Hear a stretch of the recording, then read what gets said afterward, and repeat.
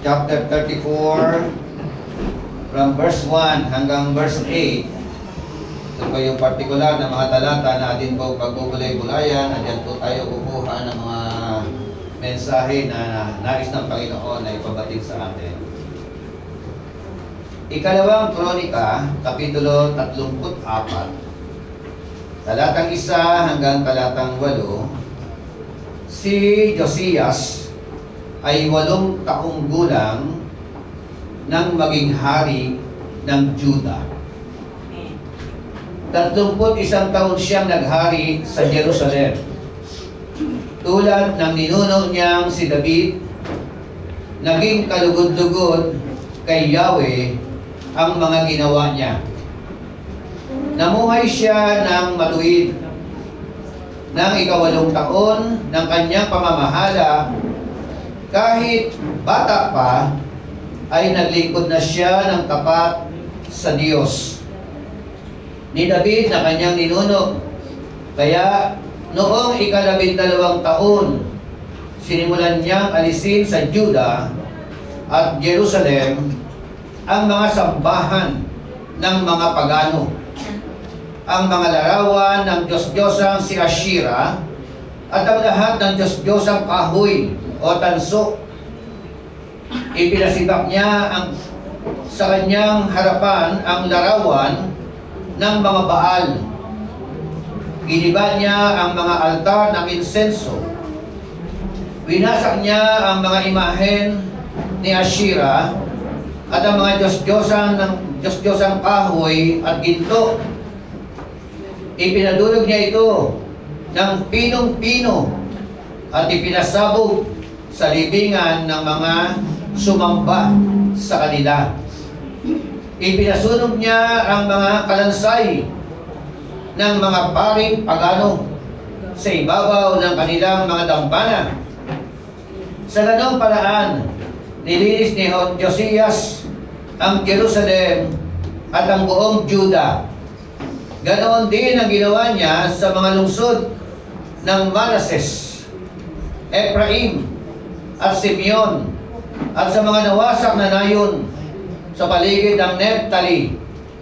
Matapos niyang gawin ang lahat ng ito sa buong Israel, bumalik na siya sa Jerusalem. Inalis ni Josias ang lahat ng karumal-dumal sa buong lupain at sa templo ng Diyos. Kaya noong 18 taon ng kanyang paghahari, sinugo niya si Safan na anak ni Asalias, ang pinuno ng lungsod na si Maasiyas, at ang kalihim niyang si Joas na anak ni Joahas, upang ipaayos muli ang templo ni Yahweh. Ang Diyos po ang siyang magpala ng kanya pong mga salita sa ating pong kalagitnaan. Tayo pong lahat ay yumuko at humingi ng basbas sa ating Panginoon. Purihin ka, aming Diyos na dakila. Salamat po ng marami dahil ang aming po mga paniyapa ay iyo pong idinapo sa lugar po na ito, upang kami, Panginoon, ay sama-samang makipag-ugnay sa iyo, makipagniig sa iyo. Ikaw po ay sama-sama po naming purihin, sama-sama naming awitan, sama-sama naming dulugan, sama-sama naming handugan. Panginoon, salamat po sa napakadakilang pribilehiyo na iyo pong ginagawa sa aming po mga buhay. Panginoon, sa mga oras po ito, makikinig po kami ng mensahe mo, ng iyong mga salita. Hayaan mo po ang iyong abal lingkod ay iyong gamitin upang ma-enlighten kami, maliwanagan kami, maunawaan po namin, Panginoon Diyos, ang mga salita mo, at hindi lamang maunawaan, ito po ay amin po maisa pamuhay. Gabayan mo po kami lahat, lalo-lalo na ang iyong abal lingkod. Sa iyo po lamang kami magre-rely, sa iyo kami aasa, sa iyo kami magtitiwala. At dahil diyan, ngayon pa lamang, inaangkin na po namin ang tagumpay na iyon na pong iginawad sa gawain po ito. In the mighty name of our Lord Jesus Christ, ang lahat ay magsabi ng Amen, Amen at Amen. Palakpakan natin si Lord. In Amen. Tulog po kayo. May I request ng tubig. Nasa si Jajan. The secret of success of the youngster. Ang sikreto ng tagumpay para maging matagumpay yung pong mga bata, mga kabataan, yung mga tinatawag na next generation. So, napakahalaga po na mailinyada po natin yung susunod na henerasyon, susunod na salinlahi. Ano po? Upang sa ganon, pagdating ng kanilang kapanahunan, makita po natin ang galabing at kilos ng Panginoon sa buhay po ng mga anak nito, no? So, meron pong isang tao dito na ipinakilala, ang pangalan ay Josiah, no? O Josias sa Tagalog version. At sabi po diyan, Josiah was 8 years old when he began to reign. Sino rito yung mga 8 years old? Bagong taon. No? So, batang-bata, nung siya po ay maging hari. No po?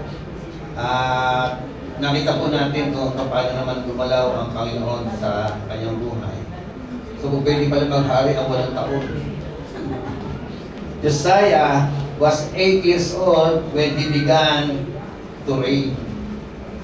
When he began to become a king in Judah. Yan po ang kanya pong naging kalalagayan. At nung tinignan ko po, siya po ay pang-16 na hari ng Judah. He was the 16th king. No? At ang kanyang tatay ay si Amon, the son of Ammon. So, sabi nga, when the young Josiah became a king, he removes idolatry from Judah and order repairs made to temple. Amen. So, sa panahon po natin ngayon, ano pong generation ngayon? Yung generation. Ano po? Anong generation meron ngayon, mga kabataan? Ha? Gen Z? Gen Z? Generation Alpha? Baby Bloomers? Generation X? Or Millennials? O, kailan po yung mga generasyon na ito? Nung tinignan ko po, yung po mga generation ng mga baby bloomers, yung mga baby bloomers na ito, yung mga ipinanganak po ng 1946 hanggang 1960. Meron po ba rito?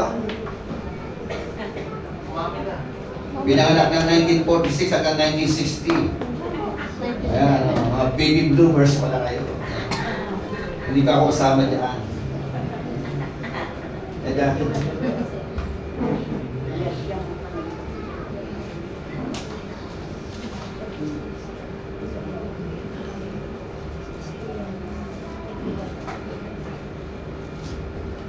Yung sumunod na generation, yung Generation X,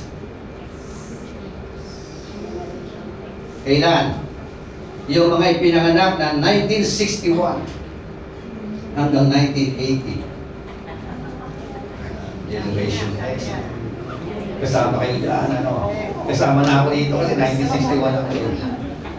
Diba? So yun po pala yung mga Generation X, ano? At yung sumunod, yung tinatawag na millennials from 1981 hanggang 1996. Ako ba ako? I-research na lang ninyo yan, kasi kailangan natin merong information din, ano? At pagkatapos po ng millennials, yung pong Gen Z.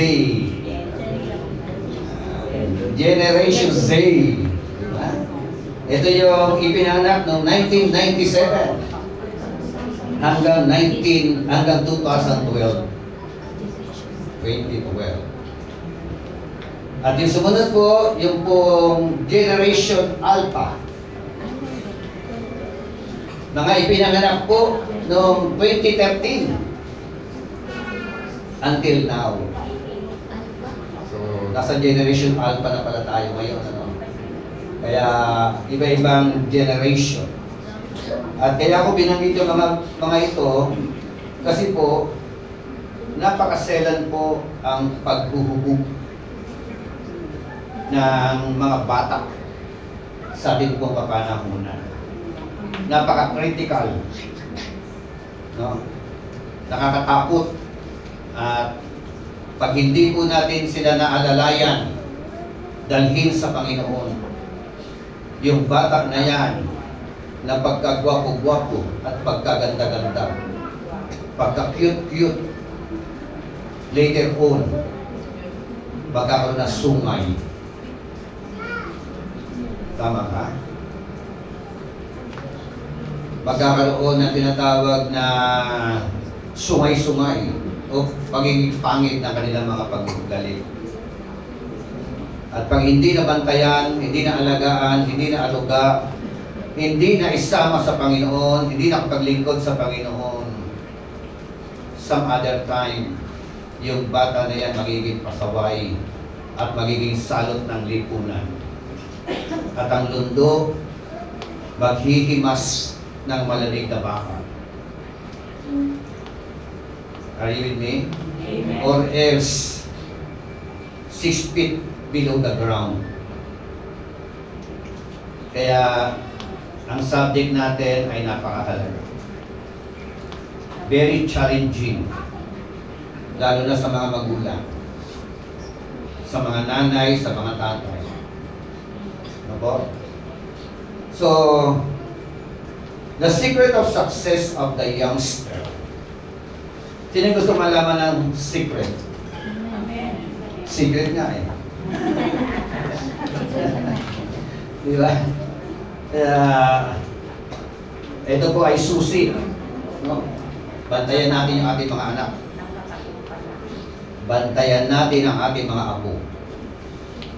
Bantayan natin ang next generation. Amen? So, what are the secret of the kid who becomes a king? What are the secret of the kid who becomes successful? Yan. Ano mga sikreto dito? Bakit naging matagumpay? Ito pong isang tao dito na nabuhay sa kanyang kapanahunan.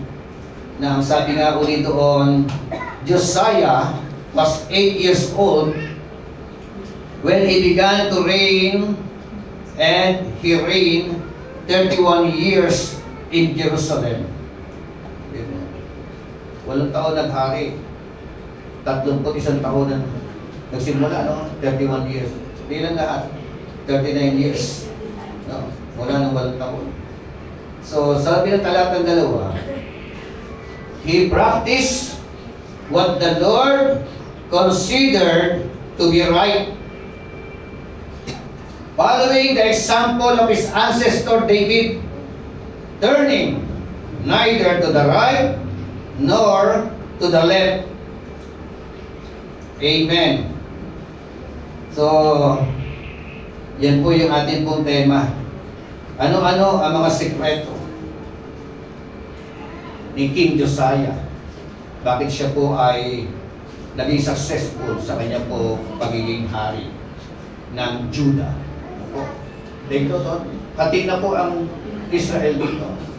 May Northern Kingdom, 10 lipi, may Southern Kingdom, 2 lipi. Si Josiah sa Southern Kingdom. Ang Northern Kingdom, unang bumagsak. Pero, tingnan natin, ano-ano ang mga sekreto? What are the secret of success behind the king? Number 1, consider the word reign at young age. I-consider po natin, yung tinatawag na pamumuno sa panahon ng kanyang kabataan. Sa atin, hindi po pwede mamuno ang 8 years old. Hindi pwede maging presidente. Merong age level. Kasi sa kanila, ang kanila pong form of leadership, heredity. Ano po? Kung sino yung tatay na hari, sunod anak. Ganun po. Kaya, inaobliga siya maghari at the age of 8 years old. Sabi nga, Josiah was 8 years old when he began to reign, and he reigned in 31 years in Jerusalem. He was a kid when he became a king. He was 8 years old when he became a king and reigned 31 years. Amen? Batang-bata. Ano po? Kumbaga sa ano may gatas pa sa lapid. Diba? Nung siya ay maging hari. Pero isang magandang panuntunan, yung nakita po natin, nung siya po ay naghari, sabi po ng talatang 2, 31 taon siyang naging hari sa Jerusalem, tulad ng ninuno niyang si David, naging kalugod-lugod kay Yahweh ang mga ginawa niya. Sabi ko nga sa inyo kanina, very critical ang mga kabataan ngayon. Yung bata na yan, pag hindi mo nabantayan niya, someday, magiging sakit ng ulo yan. Di ko ba? Ang dami mga kabataan ngayon, at the age of 12 years old, nakikita ko yan, sila na nagsisimula ng riot eh. Sila na po yung takbuhan ng takbuhan dyan. Nagigiringan. Di ko ba? So, meron pong 12 taon, 11 taon yata, nanggagahasa na. Tama ba? At the age of 10, makikita mo, nagbebenta na siya po. So, kaya, yung pong accountability nila, at the age of 18, tsaka lang sila po pwedeng makulong. Pero at the age of 18, ang dami ng mga kalokohan ng mga pinagagawa ng mga bata. Hindi kaya dapat ibaba yung patusa. Di mo ba? So, napakahalaga po yung mga bata na pinalaki natin sa loob na simbahan. Amen? Napakahalaga. Bata pa lang, dinadala na natin, kasama natin na nagsisimba upang pagdating ng panahon ng kanilang mga paglaki, nakasanayan na rin nila ang magsimba at maglingkod sa Panginoon. Amen. At ako'y naniniwala yung mga batang laki sa simbahan, no? Nakita ko po yan. Lumaki sa simbahan, naglingkod sa Panginoon, dumating ang panahon, pinagpala ng Panginoon. Amen. Amen?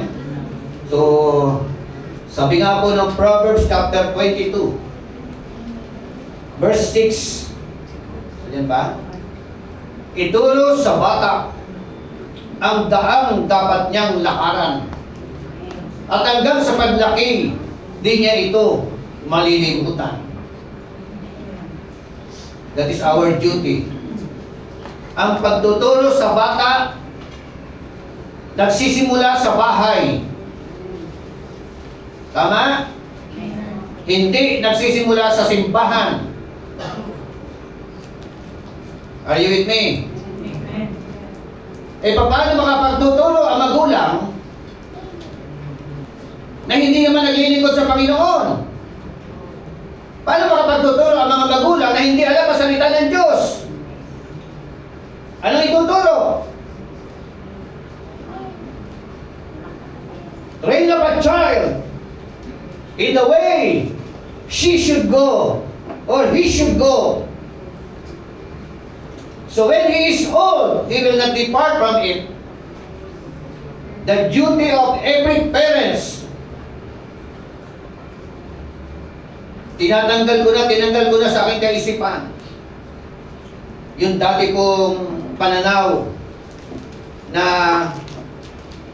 mapag-aral ko lang at mapagtapos ang aking mga anak, masaya na ako. Yun ang unang kaisipan ng common ng mga magulang. Tama? Common person. Pero marami kong napagtapos ng pag-aaral. Wala naman kay Lord. Naging sakit din ng ulo ng kanilang mga magulang.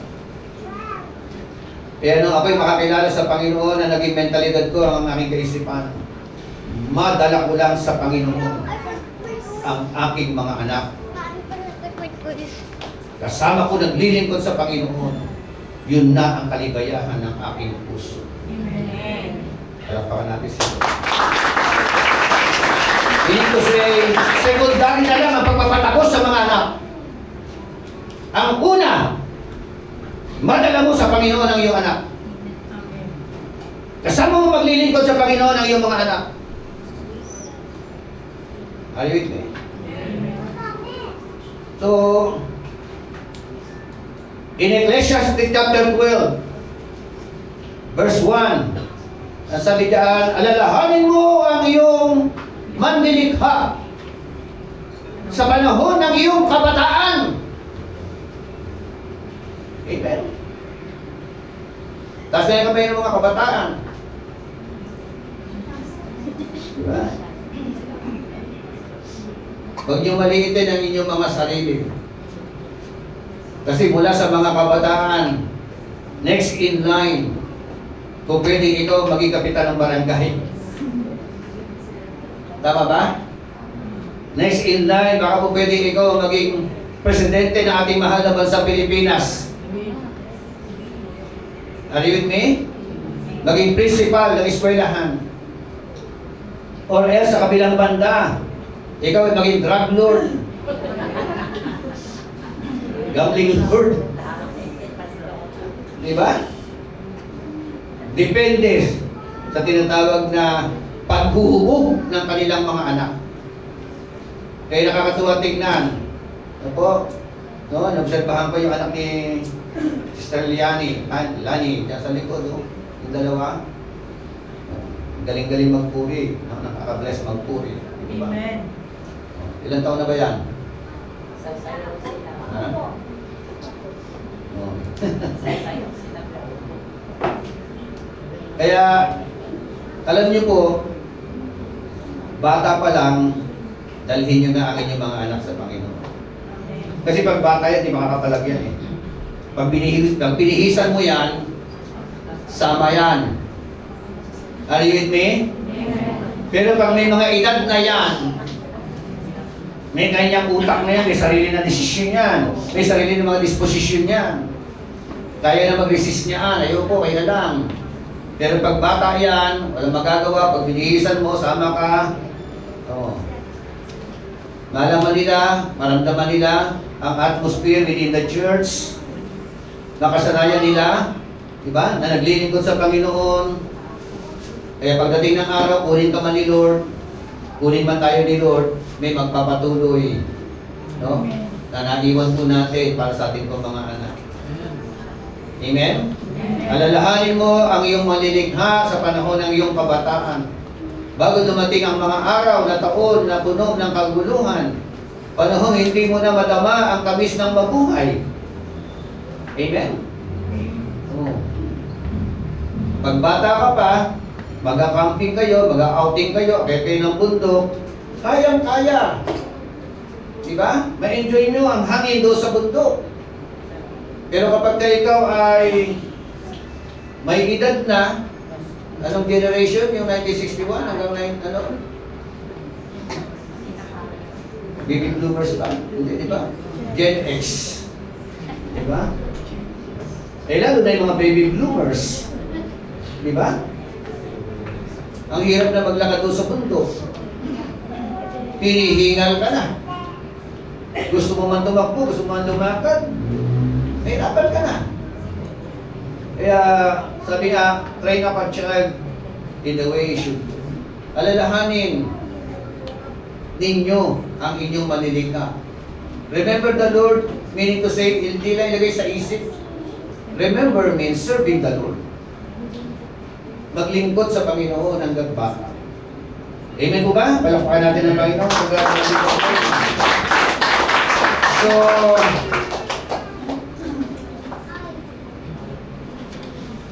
sabi nga, tingnan po, kasi tinignan ko yung mga epekto ng gadgets. Epekto ng cellphone. Unang epekto, effects of gadgets. Una, naapektuhan ang family relationship. Tama?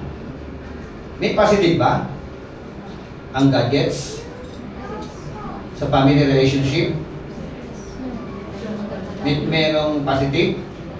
Anong positive? Communication. Yun, di ba? Tama. Ang positibo, you are staying connected with family members abroad. Positive, di po ba? Kaya lang, obserbahan ninyo, yung may mga anak nasa Pilipinas, yung magulang nasa abroad. Yung tatay o yung nanay, gusto-gusto nila kausapin ang bata. Tama? Pero ang bata na may hawak na cellphone, ayaw nilang kausapin ang kanilang magulang. Kung kausapin man, madala. Kung kausapin man, napipilitan lang. Tama? Are you with me?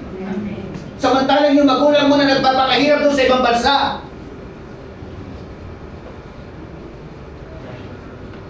Tinitiis. Di nga alam kung ano ang tinitiis doon.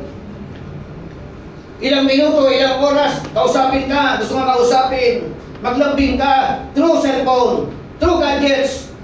Hindi ka gumaganon. Pero kung makipag-usap ka sa mga kabarkada, ano? Asan ang positibong epekto?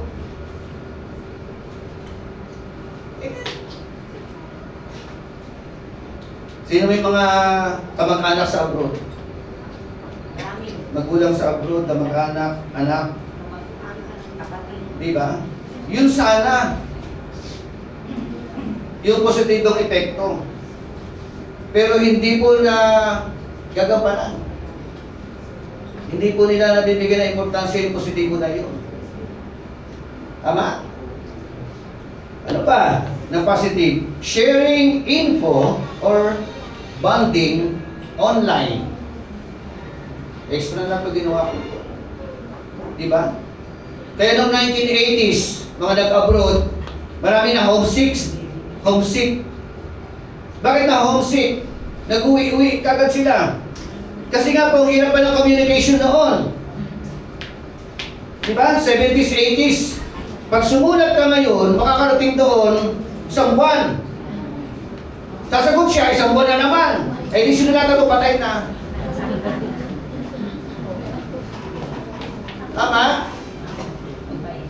Eh ngayon, Cellphone. may mga cellphone pa tayo na parang pagkausap mo yung nasa abroad, eh, parang andyan lang sa harapan eh. Yung mga high-tech. Sino pa yung cellphone niya ay 100,000 ang halaga?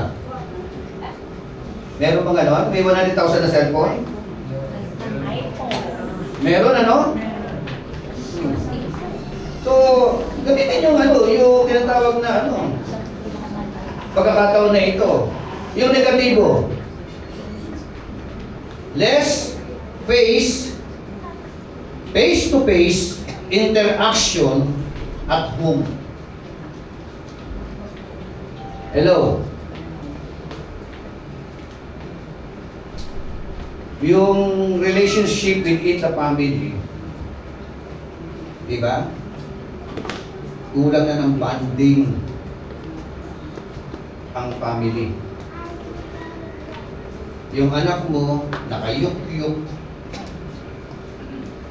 Tama?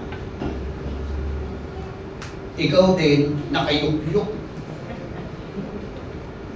Nag-e-ML, nagme-messenger. Di ba? Kung ano-anong mga pinanonood dyan. To the point, ang relationship within the home, within our home, unhealthy. Yeah. Hindi mo maramdaman yung totoo. Yung bang naglalambing sila, yumayakap sa'yo. Eh hindi, lalapit sila sa'yo through cellphone. Pakita niyo yung baby, ah. Hindi ikaw ang dahilan kaya lumapit sa'yo eh. No? Hindi para yakapin ka, para gusto mo. May cellphone. Are you with me? Amen. Ganyan. Kabul din kabul. Ganyan katindi ang eksena sa loob ng tahanan ngayon. Diba? Para mga robot na ang mga tao. Parang ang kasiyahan nila naririto. Wala sa kanilang ama, wala sa anak. Amen? Conflicts, screen time limits. Orasan mo yan. Tama? Pagka kinukuha mo na ang cellphone, magagalit ang bata. Magwawala. Magtatantrum.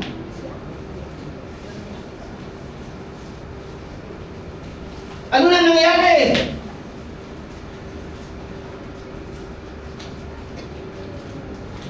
Diba?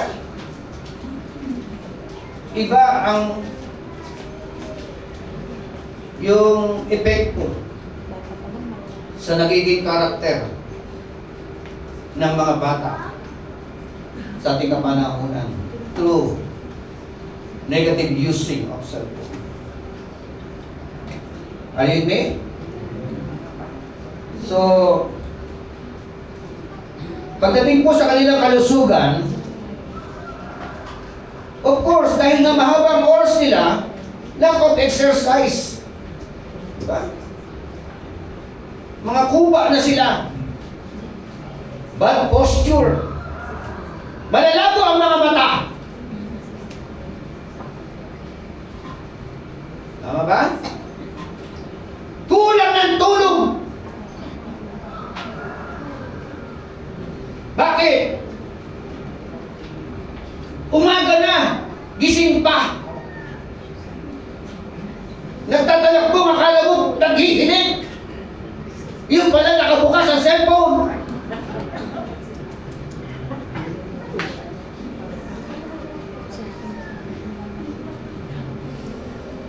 Hello, mga kabataan. Diba?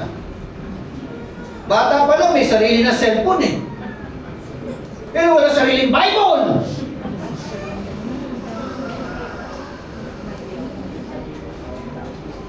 Ayun eh. Saan patungo ang ating pong generation? The Alpha generation. Are you with me? Kaya mahina sila. Tama naman yung sinabi ni Robin Padilla eh. Ayan, nababasya no? Kaya lang, mali kasi siguro yung pagkakaintindi ng mga bumabasa. Mahihina raw ang mga kabataan na yun. Ito, mahina kasi nga, lack of exercise. Nung panahon namin, may tumbang preso kami, may taguangkong kami, may mataya-taya kami. Diba? May luksong tinig kami. Oh. Tama ba? Puro physical ang labanan noon eh. Eh ngayon, puro mata. Isip, mata. Nakapabad, nakaupo, maghapon. Oh. Kaya marami mga kabataan ngayon, dahil nga sa epekto nito, madali silang bumigay. No? Mabuli lang yan, nagpapakamatay. Napagalitan lang ng teacher yan. Ayun ang Pagbibigtig yan. No? Ganyan. So, napaka-sensitive. The secret of success of the youngster. Ang unang sikreto ng mga youngster, consider the word of God. No? Because Josiah considered the word when he reigned at young age. Amen? Basa-basa ng salita ng Diyos. Amen. Narito ang sekreto ng tagumpay. Sabi kay Joshua, wag mong kaligtaang basahin ang aklat na yaon. Dili-diliin mo iyon araw at gabi upang matupad mo ang mga nakasulat doon. Sa gayon, ikaw ay giginhawa at magtatagumpay ang iyong buhay. Amen. The secret of success and prosperous life hidden in the Word of God. Amen. Narito ang prinsipyo. Amen? Amen. So, pangalawa, consider the word reforms. Reforms. Ako? Pag sinabing reforms, sabi nga ng verse 3 hanggang verse 7, Tagalog, nang ikawalong taon ng kanyang pamamahala, kahit bata pa, ay naglingkod na siya ng tapat sa Diyos ni David na kanyang ninuno. Amen. Kahit bata pa, naglingkod na siya ng tapat. Kanino? Sa Diyos ni David na kanyang ninuno. Amen. Kaya kayong mga magulang, huwag ninyong hahadlangan na maglingkod ang inyong mga anak sa Panginoon. Yan po ay pagpapatibay ng kanilang mga espiritual na buhay. Amen? Bata pa. Kaya, ino-congratulate ko po yung mga kabataan ng Agape Love Family Community Church. Keep up the good work. Amen? Tingnan kayo, siyempre yung mga makakapanood dito, atin pong mensahe po na ito. Tuloy po ang paglilingkod. Amen po ba? Sabi ng sumunod, kaya noong 12 taon, sinimulan niyang alisin sa Juda at Jerusalem ang mga sambahan ng mga pagano, ang mga larawan ng Diyos-Diyosa si Ashira at ang lahat ng Diyos-Diyosang kahoy. Tanso, ipinasipak niya sa kanyang harapan ang larawan ng mga Baal. Giniba niya ang mga altar ng insenso. Winasak niya ang mga imahe ni Ashira at ang mga Diyos-Diyosang kahoy at ginto. Ipinadurog niya ito ng pinong-pino at ipinasabog sa libingan ng mga sumamba sa kanila. Amen. Amen. So, consider the word reforms. Amen. Sinabing reform, reformat. Amen? Anong common agenda ng mga kabataan ngayon? Ang mga kabataan ngayon, napaka-common. Worldly. Are you with me? Amen. Makamundo. Ano mga kabataan ngayon? Matitigas ang ulo. Swail sa mga magulang. Disobedience. Palasagot sa kanilang mga magulang. Diba? Tamad. Di ba kailangan ba i-reforma?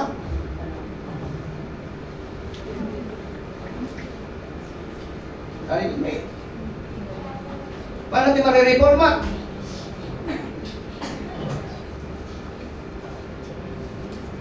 Para mga ano yung mga bata ngayon eh. Hindi marunong gumawa sa mga gawaing bahay. Hindi marunong maghugas ng pinggan. Eh, nung araw, diba, at the age of 6 yata, tinuturuan na naghuhugas na ng plato yan eh. Lilinis na ng bahay. Kasama ng mga magulang. Naglalabas sa ilog. Are you with me? Ay, ngayon eh, parang laki sa layaw. Get rocks. Yung mga kabataan. So, kailangan ba ng mga kabataan sa panahon natin ngayon, itatawag na reforma? Amen? Kailangan. Pag hindi mo na-reformat yan, ako, darating ang araw dyan, susuwagin ka niyan. Amen? Pag nakita mo yung anak mo, eto siya, ganito siya, huwag mong kukonsintihin yan. Huwag mo ito-tolerate yan. Paluin mo, kailangan paluin. Tamang pagpalo. Tamang disiplina. Are you with me? Baka naman paluin nyo sa ulo. Hampasin ng tubo sa ulo. Eh, mali yan.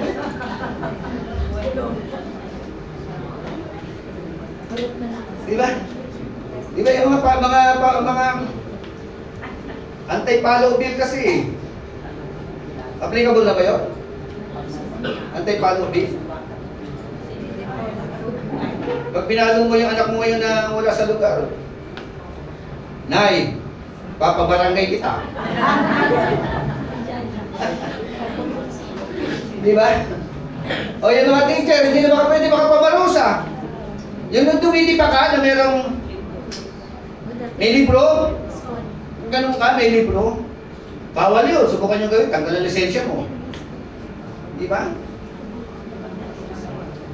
Spoil ang mga bata. Wala sa lugar, yung kanila mga nagiging mga buhay o pamumuhay. Kaya kailangan nilang ma-reform o ma-reform. Amen? Ngunit ko, hindi pa po huli ang lahat. Kaya natin pinag-uusapan ito. Pag nakakakitaan nyo na yung mga anak ninyo, ganyan ang attitude. Mag-isip-isip na kayo. Pag tinolerate mo yan, umanda ka na ng pampiyansa dyan. Are you with me? Kaya, turuan ang bata ng daan na dapat niyang lakaran. Train up a child in the way he should go. Not in the way he should wanted him to go. Amen. Yung dapat, yung tama, yun ang ituro. Hindi yung gusto nila. Dadali ka sa iyak. Tama? Para ibigay mo yung gusto. Eh, ibigay mo, tama. Glory to God. Reform. The youngster today, they need to reform. Amen? They need reformat. Kaya kailangan po nila ang salita ng Diyos. Kailangan po nila ang Diyos. At kailangan po nila ang mga magulang na mga maka-Diyos. Amen? Kayo po ang gagamiting instrumento ng Panginoon para sa inyong mga anak. Are you with me? Pangatlo, talatang 8. Inalis ni Josias ang lahat ng karumal-dumal sa buong lupain at sa templo ng Diyos. Kaya't noong 18 taon ng kanyang paghahari, sinugo niya si Sapan na anak ni Asalias, ang pinuno ng lungsod na si Maasiyas, at ang kalihim niyang si Joas na anak ni Joahas, upang ipaayos muli ang templo ni Yahweh. Amen. Consider the word repair.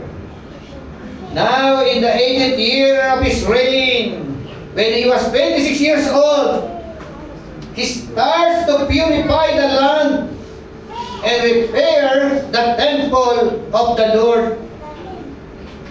Amen. He starts to purify the land. Kaya nga, appreciated ko yung salitang, yung Proverbs chapter 29. When the righteous are in authority, the people rejoice. But when the wicked were ruled, the people mourn. The people suffer. It is all about the initiative of a king. The initiative of a president. Amen? King Josiah purified the land. Amen? Magsisimula sa hari. Magsisimula sa pinuno. Magsisimula sa tatay. Magsisimula sa nanay. Magsisimula sa inyong pamilya. Kayo ang magre-represent kay King Josiah. Amen? You are representing Josiah in your family. Amen? The father need to purify their children. Their family relationship. Amen. Ikaw ang gagamiting instrumento ng ating Panginoon Diyos. Hallelujah. He starts to purify the land and repair the temple of the Lord. Are you with me? And you are the temple of God. We are all the temple of the living God. 1 Corinthians 3:16 to 17. 2 Corinthians 6:16.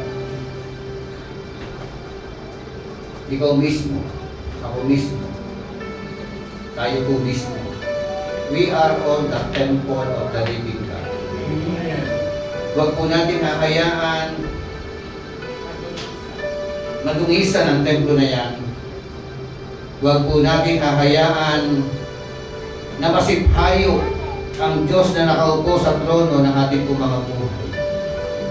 Huwag po natin pighatiin ang Diyos na naninirahan sa templo. Huwag po natin sirain ang templo. Huwag po natin wasakin ang templo. Ayusin natin ang templo na pinananahanan ng ating Panginoon.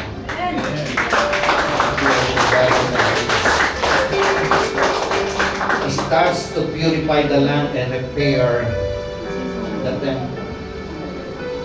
Church, Josiah starts to purify the land.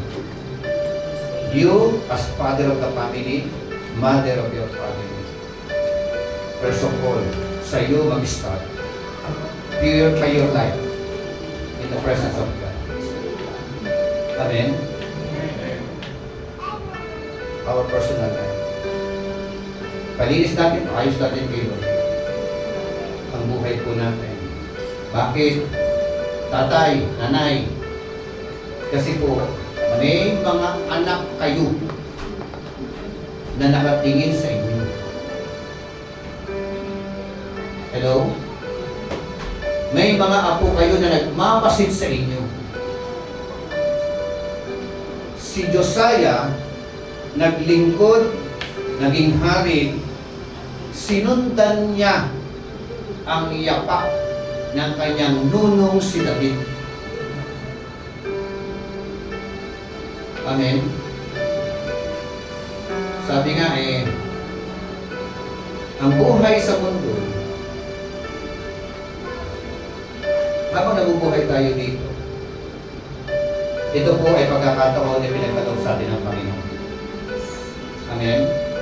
An opportunity that God has given to each every one of us. But whether we like it or not, ikaw na nakaupo ngayon diyan, darating ang araw, kwento na lang ang buhay mo. Magiging kwento ka na lang. Kaya hanggat may buhay tayo, may lakas tayo, may hininga tayo, biyaya ng krus, gandahan mo ang kwento ng buhay mo.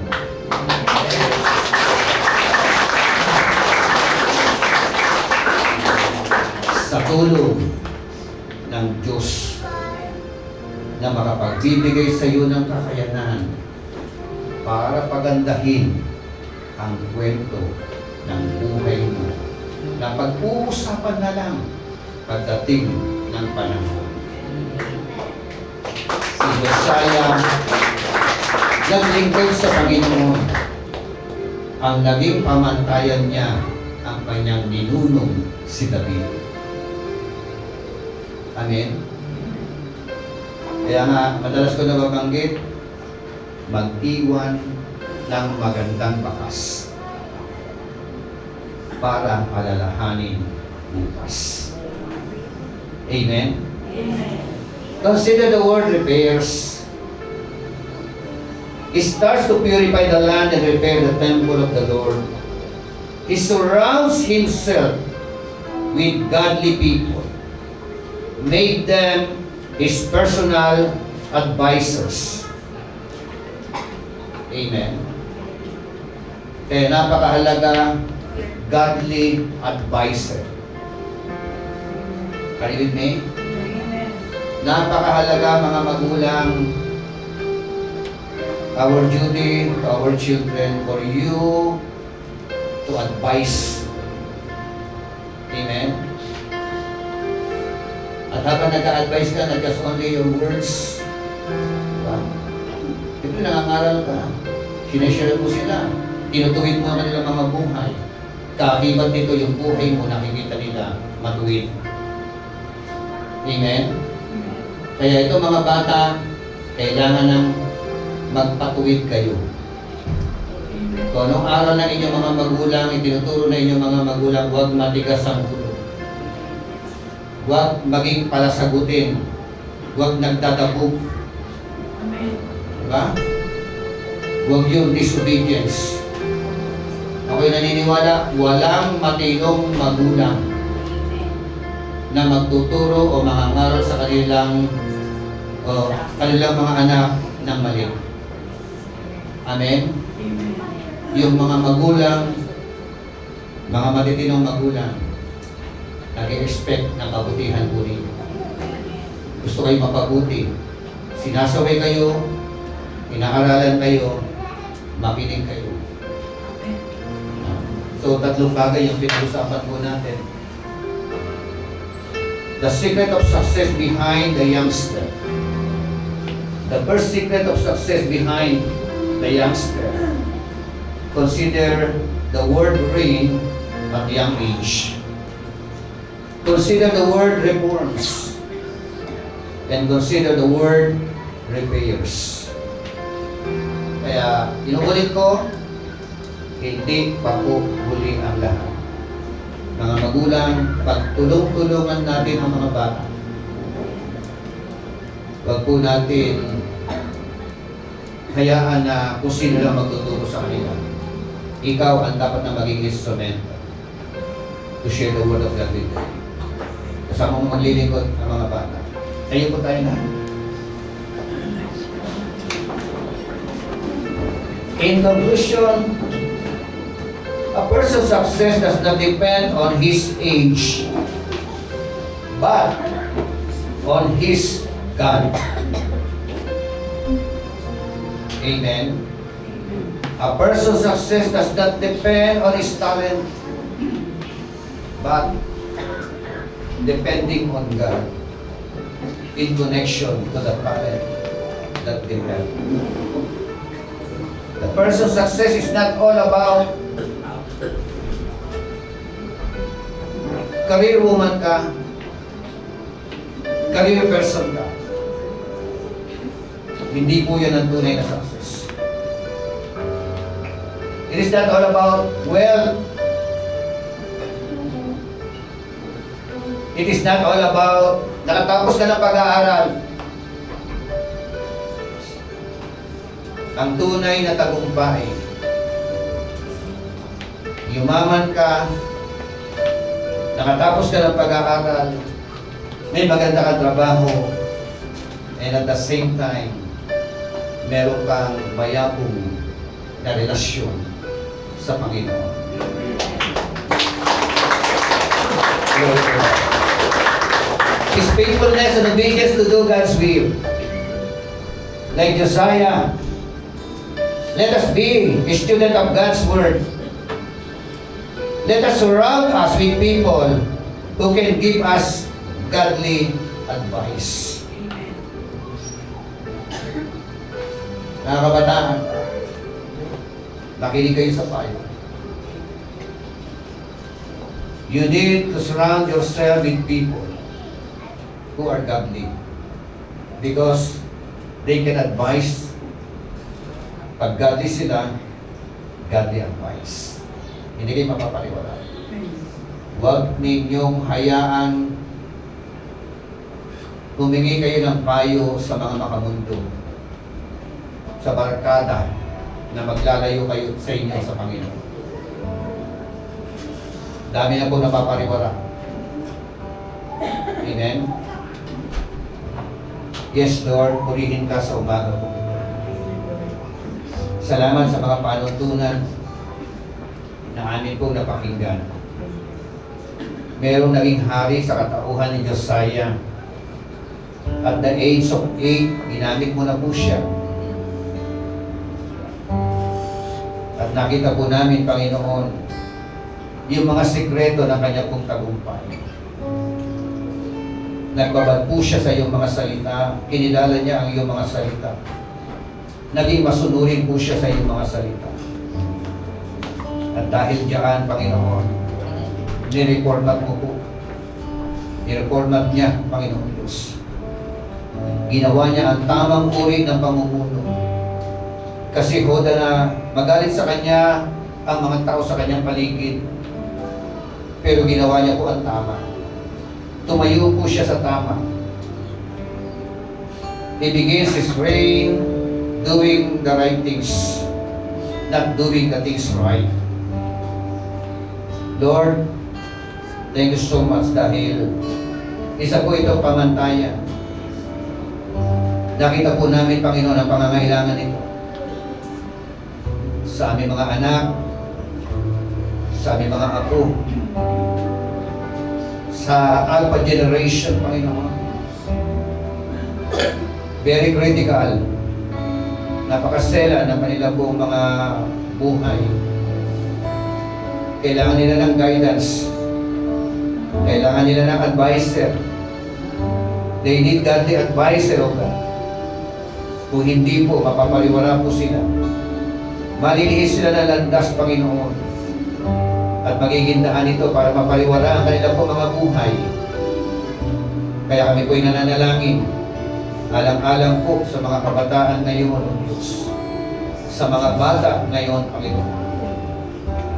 Tulungan mo po kami, mga magulang. Mga leader ng simbahan. Kung paano po namin sila gagabayan at papatubayan. Kung paano po namin, Panginoon, may katama ang kanila po mga buhay. Give us wisdom, Lord God. Dahil nakasalalay po, Panginoon, sa next generation at tagumpay ng Iglesia. Nakasalalay sa next generation ang tagumpay ng community. Nakasalalay sa next generation ang tagumpay, Panginoon Diyos, ng aming bayan, ng aming mahal na bansa. At mangyayari po ang tagumpay na ito, Panginoon, kung maililinyatan namin ang mga bata. Kung magagabayan namin ang mga bata. Kung mapapatubayan namin ang mga bata, madadala sila sa tamang landas ng buhay. Tamang paraan ng paglilingkod. Hallelujah. Unang-una namin itinadalangin, Panginoon, aming mga anak, ang aming mga apo, ang bawat bata, ang bawat kabataan, Tulungan mo po kami lahat. Pagpalain mo po ang mga salita mo sa aming po mga puso. Gabayan mo po ang bawat pamilya po namin. Pagnubayan mo po kami lahat. Thank you, Lord. Patuloy tayong umawit sa Panginoon.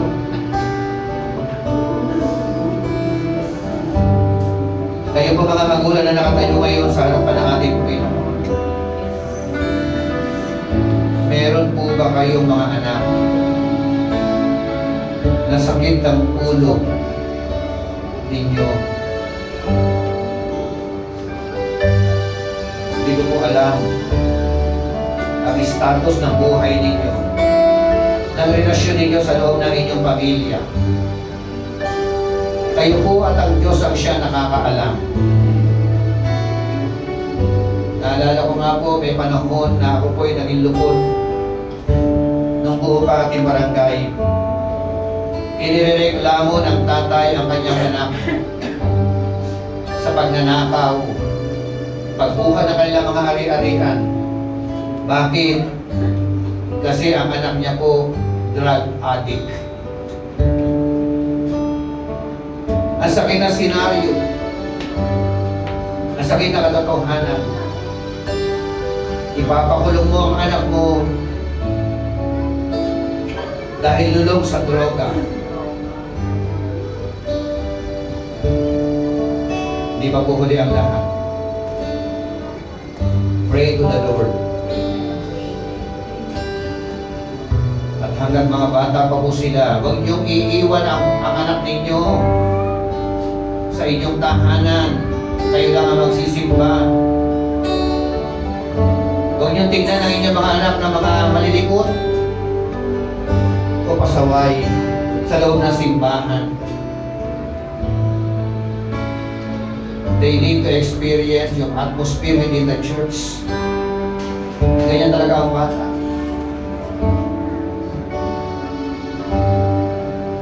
Hallelujah. Kilala mo po, Panginoon, kami.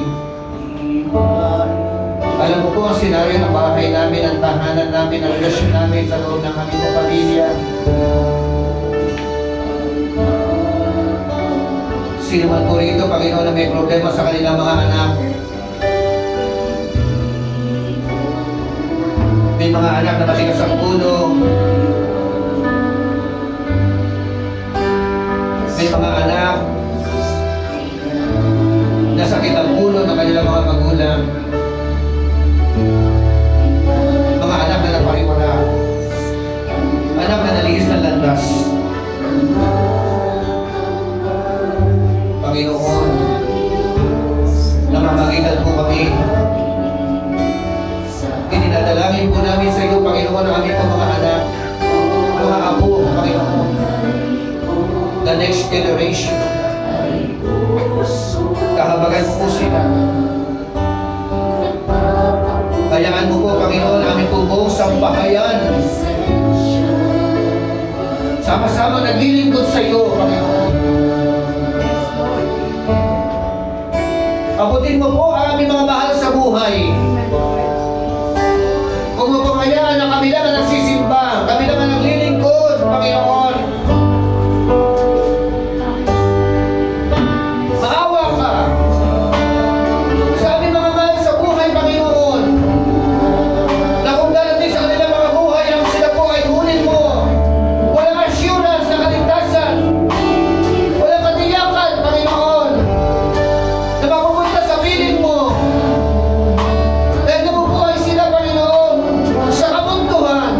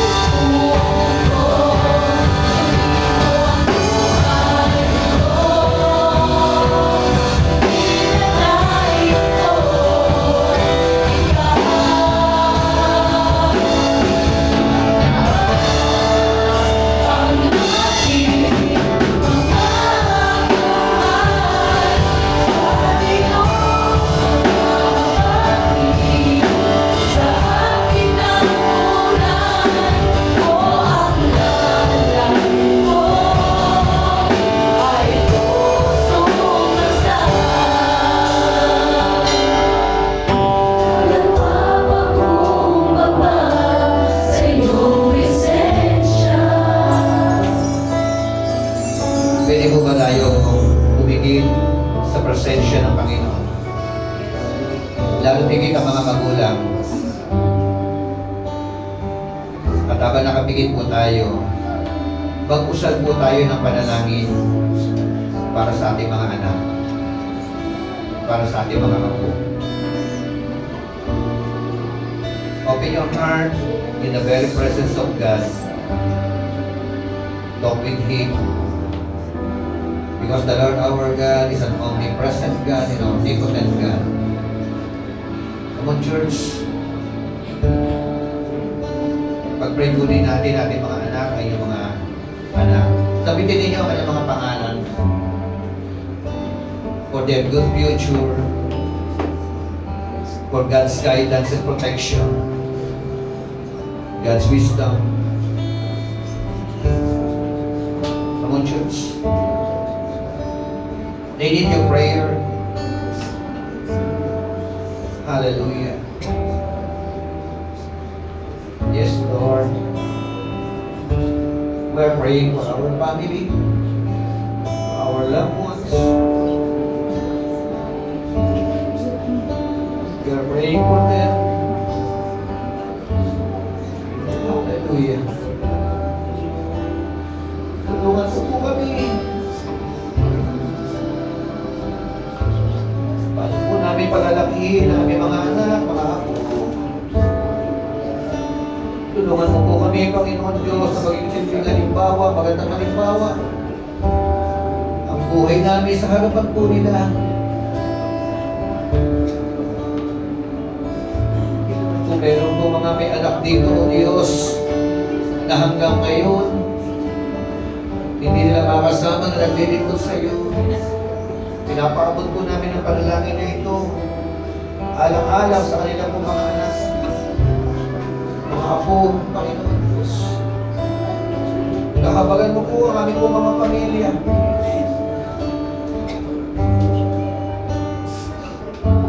Lakipan mo po kami ng karunungan kung paano po namin sila igagay, paano namin sila tuturuan.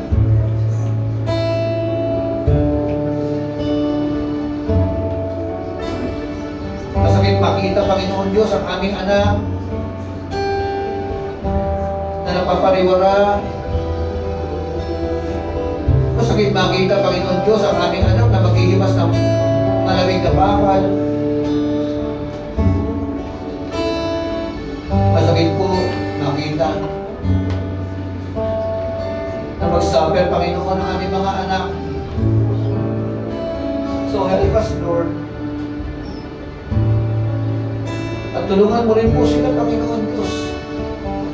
Mapukaw ang kanilang mga damdamin habang sila po nagsisilaki.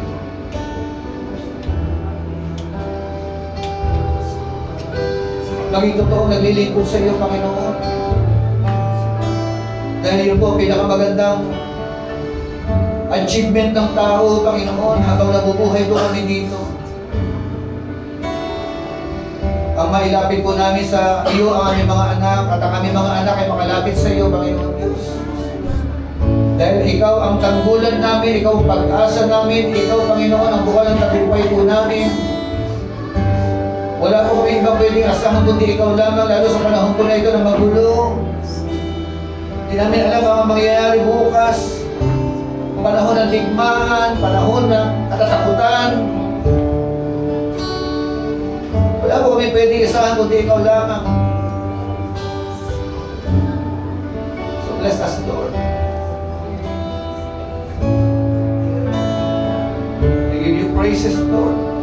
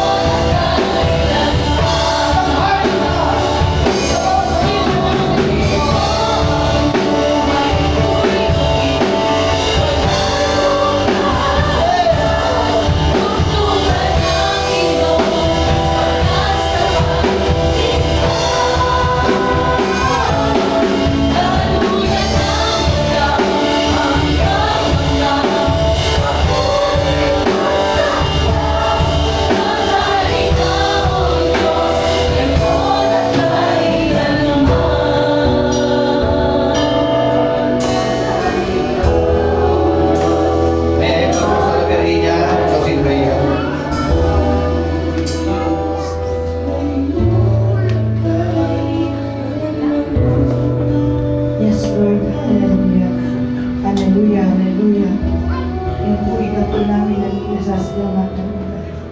Salamat, Panginoon, sa napakagandang mensahe, Panginoon, na ipinagkaloob mo sa bawat isa sa amin sa oras na ito. Salamat, Panginoon, sa pag-ibig mo, sa pagmamahal mo sa bawat sambayanan ng bawat isa.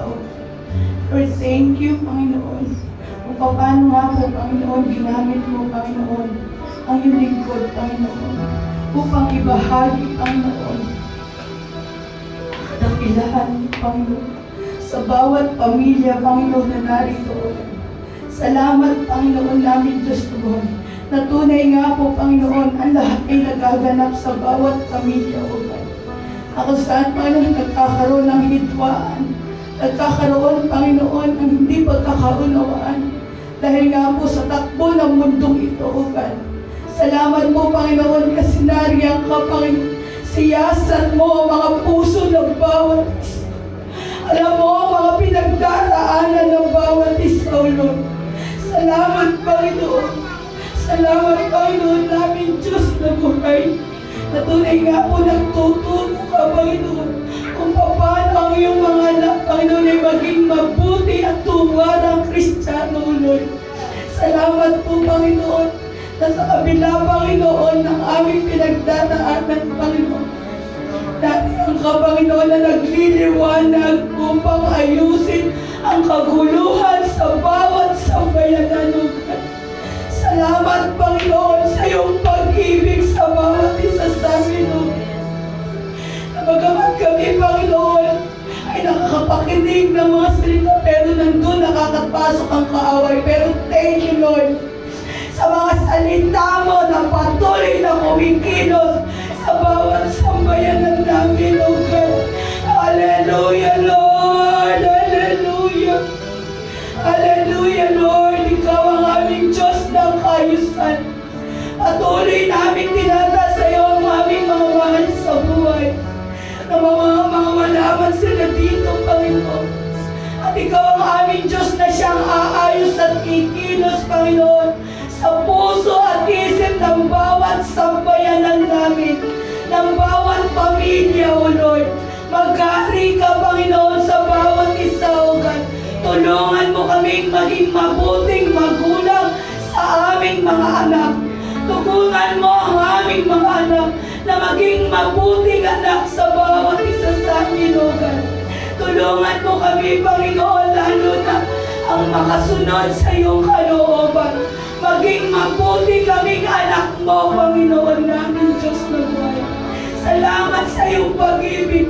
Salamat sa mensahe mo, Panginoon, na tumitil mo sa aming mga puso, Panginoon. At kumikilos upang kami, Panginoon, ay mangol na gaya nga ng iyong katwiran. Na nais mo, Panginoon, ikaw ang aming larawan na dapat naming sundan, Panginoon.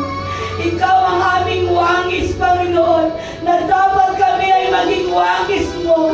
Ikaw ang aming larawan, Panginoon, na dapat namin tularan, O God.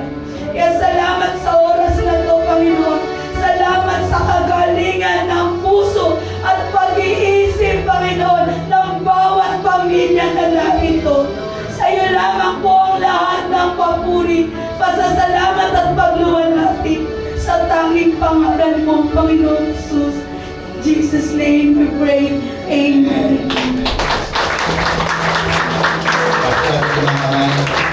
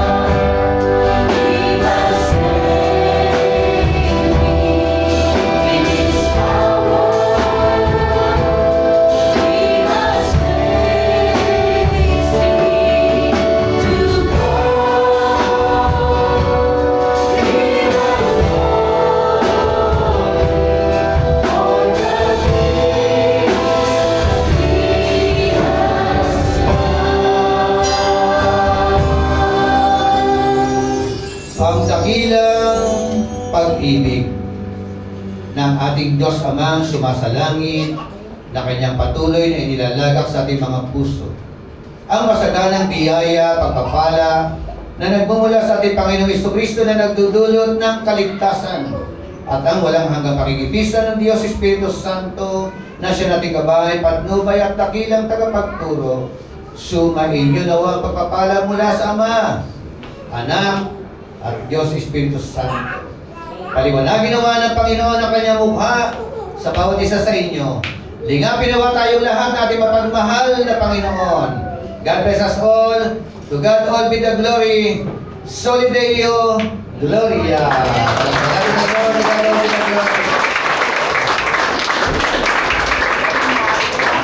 Church leaders, may meeting po tayo mamaya. Announcement, mga kalalangigan po, nagbuo kasi ang pantas ng basketball tournament